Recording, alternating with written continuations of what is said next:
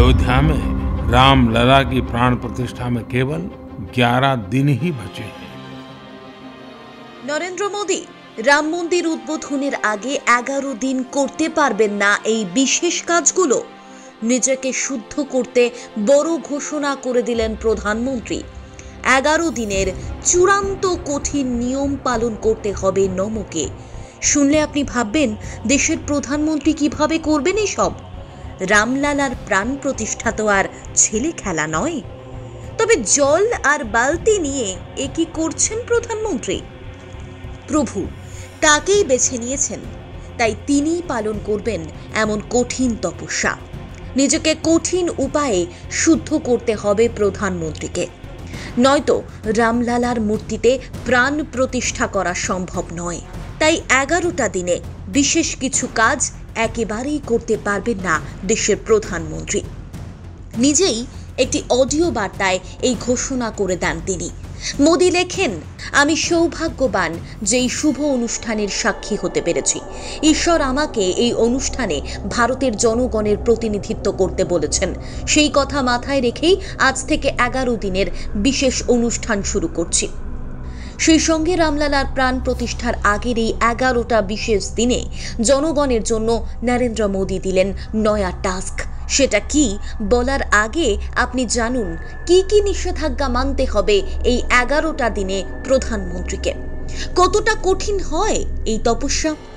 আবেগতাড়িত কণ্ঠে ইউটিউব অডিওয় প্রধানমন্ত্রী বলেন, শাস্ত্রতে আছে ঈশ্বরের আরাধনায় কিংবা যজ্ঞের আগে নিজেকে শুদ্ধ করতে হয়, অন্তরে ধার্মিক চেতনা জাগ্রত করতে হয়, কঠোর আধ্যাত্মিক নিয়ম পালন করতে হয়।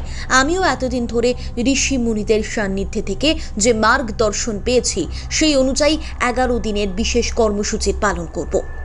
আর আত্মা ও শরীর শুদ্ধ করার এই পদ্ধতিতে মহন্ত নওয়াল কিশোর দাসের দাবি, এই 11 দিন বিছানা ত্যাগ করে মাটিতেই শুতে হবে প্রধানমন্ত্রীকে। সূর্যোদয়ের আগে ঘুম থেকে উঠে স্নান সেরে বসতে হবে ধ্যানে, সেই সঙ্গেই চলবে জপ।